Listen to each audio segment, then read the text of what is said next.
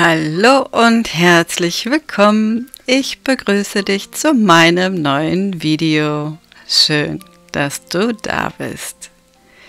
Heute malen wir was Abstraktes. Es ist minimalistisch, es ist abstrakt und irgendwie entsteht doch wieder eine Landschaft daraus. Hast du Lust? Dann mach einfach mit.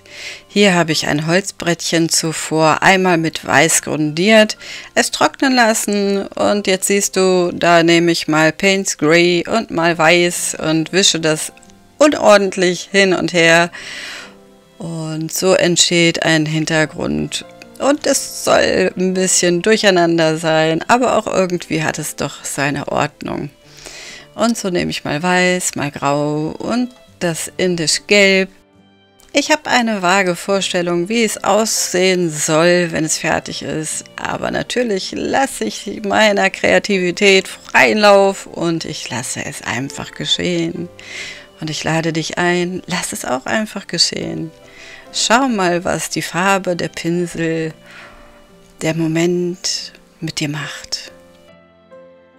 Und du siehst, ich tupfe den Pinsel ganz oft in die Farbe und dabei nehme ich immer nur ganz, ganz wenig Farbe auf. Und so entstehen dünne Schichten, die auch rucki-zucki trocknen. Und so kannst du einen Abschnitt pinseln und wenn du zum nächsten gehst, dann ist da schon wieder der Untergrund getrocknet und dann kommt das nächste, was da entstehen möchte. Ja, arbeite mit wenig Farbe. Ich verwende jetzt hier für den Hintergrund auch gar kein Wasser. Das nennt man dann trockener Farbauftrag. Und hier nehme ich etwas Rot dazu. Jetzt wird es ein bisschen wärmer.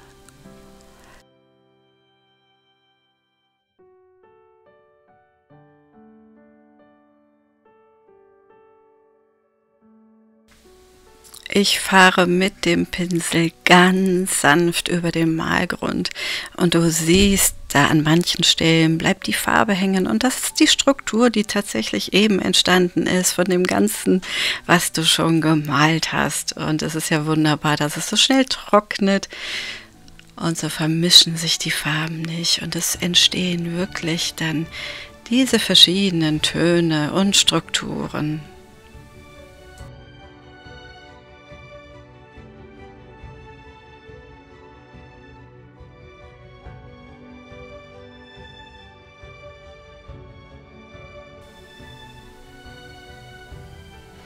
Und so kommt jetzt ein Kontrast in das Bild. Mit Payne's Grey setze ich da einfach wild an. Und ich glaube, ich bin so ungefähr in der Mitte. Ja, was soll ich sagen? Ich liebe es einfach, eine Landschaft darzustellen. Und so passiert es jetzt auch wieder. Und es fühlt sich einfach richtig gut an.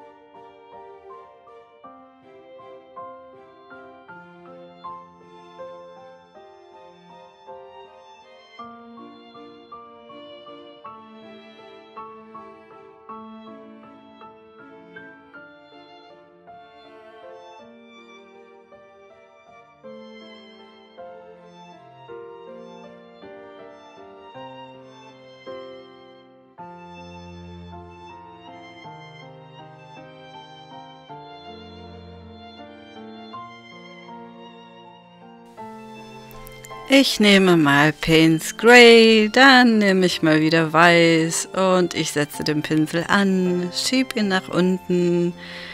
Vielleicht ist das ein Lichtreflex, eine kleine Spiegelung, ein Highlight. Und was darf nicht fehlen? Die Sonne. Mit Indisch Gelb setze ich jetzt hier auch wieder wenig Farbe und nur in die rechte Ecke. Und die Sonne spiegelt sich im Wasser. Ihr sanfter Schein. Und hier setze ich sie einmal mit Weiß auf. Und da gehe ich dann auch noch ein paar Mal drüber, damit die dann richtig in rein weiß leuchtet.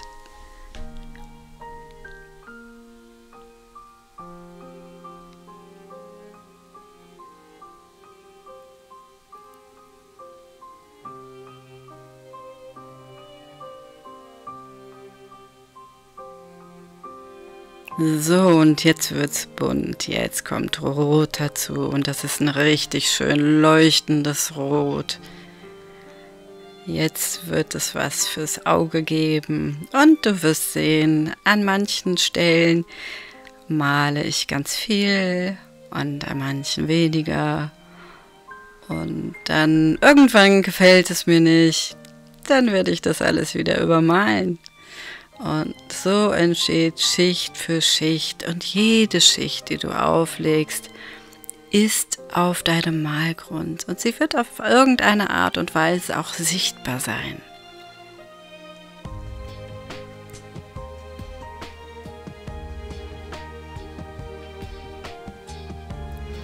Manchmal muss man irgendwas zerstören oder loslassen, um etwas Neues entstehen zu lassen. Und so war mir das mit dem Rot ein bisschen zu heftig und ich habe diesmal einen feuchten Pinsel genommen und die Farben dann dort unten etwas verwischt.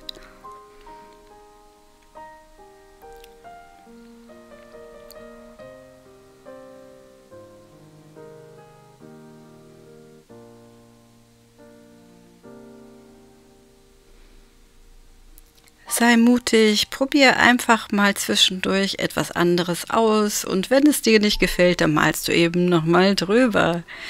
Und so bekommt dein Gemälde Tiefe und viele verschiedene Schichten und das Auge hat immer was zu entdecken.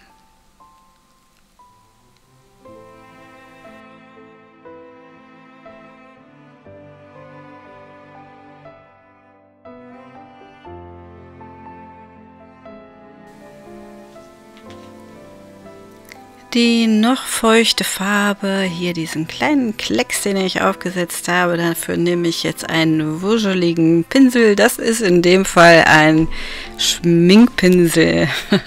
Du kannst natürlich auch irgendeinen anderen weichen Pinsel nehmen und den Klecks einfach von oben nach unten mit dem weichen Pinsel einmal so drüber fahren und dann zieht sich das so in die Länge, als wäre es eine Spiegelung. Aber das siehst du jetzt noch ein paar Mal. Hier mit dem Weiß mache ich das auch.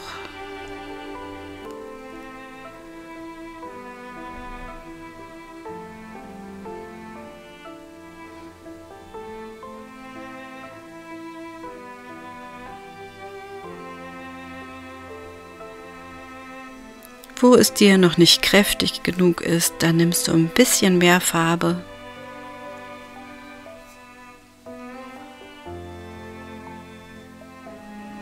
Oder machst es so wie ich und dann peu à peu darf es entstehen. Bisher habe ich immer nur die Kante, oben die schmale Kante vom Pinsel geladen und diesmal lege ich die Fläche in die Farbe. So lade ich die Rückseite vom Pinsel und ich setze jetzt den Pinsel auf den Malgrund, zunächst mit der Kante und dann gehe ich immer tiefer, dass ich mit der breiten Fläche ankomme. Und schau mal, was das für schöne Schlieren gibt. Also das hat mich auch schon wieder sehr glücklich gemacht. Das war auch kein Plan, das ist einfach so passiert. Nimm dir die Zeit und lass dich von deinem Werk überraschen.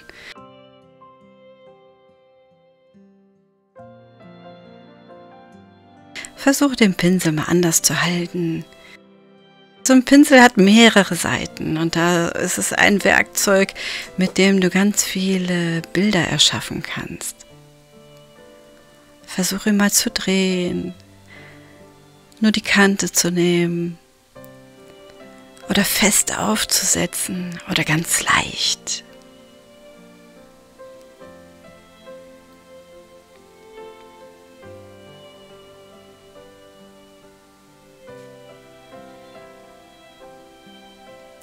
Lass dich überraschen.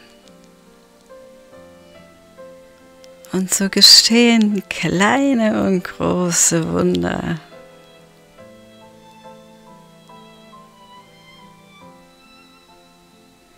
Mir gefällt das mit den Farben richtig gut. Das Payne's Grey, das leuchtende Rot, die Sonne, die da gerade noch so rüber blinzelt. Ja, und so kommen noch ein paar Feinheiten hier und da. Und du weißt es sicher genau. Ich nenne es etwas Liebe noch hier und da. Schau es dir an. Wo darf noch was hin? Lass es auf dich wirken. Und ich wünsche dir ganz, ganz viel Freude beim Nachmalen. Gutes Gelingen und ich bedanke mich, dass du da warst. Teile das Video, like es und wir sehen uns dann im nächsten Video wieder. Ich freue mich auf dich. Alles Liebe, deine Anke.